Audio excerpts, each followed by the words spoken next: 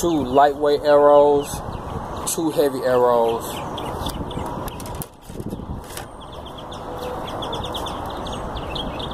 Distance 30 feet, sorry, yeah, 30 feet, 10 yards.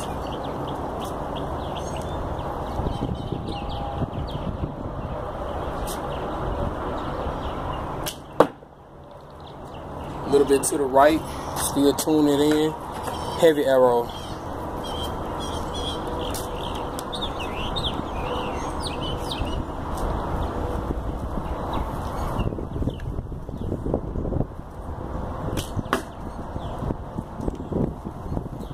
Hit, next light arrow.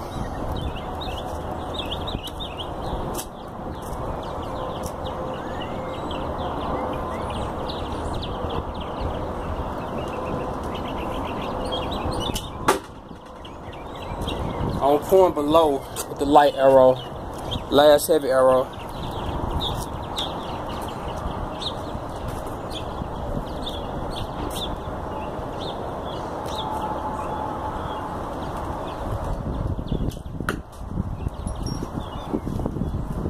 So, one thing about recurve bows, they can never ever be set or made the same. None of them can. That's why you have to practice. If you have things like compound bows and sometimes long bows, I'm telling my slip, they have a center line for you and they're focused on action, but recurve is purely primitive. And I haven't got an arrow rest on her yet, as you see. I don't know if that can be seen, but it's tying my little hands up. But you know, just coming out the hand without the arrow rest. So from the way it feels, it's pulling about 45 pounds. So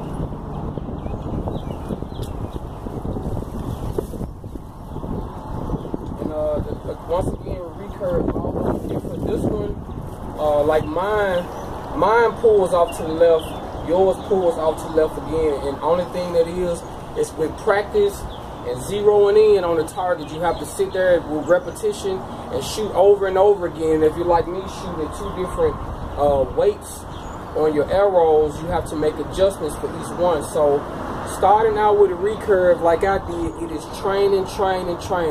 You have to have muscle memory. You have to remember where you hold your hand. Well, I'm gonna put your arrow rest if you know, but you have to worry about where you hold your hand. You see all these lines because this is center, blah blah blah blah.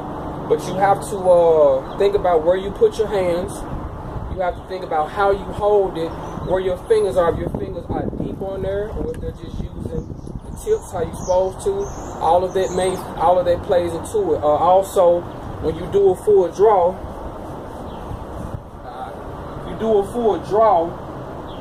you're bringing it back 28 inches, you have to remember where you touched your face. You have to remember all those things. It becomes a part of muscle memory when dealing with a recurve primitive bow.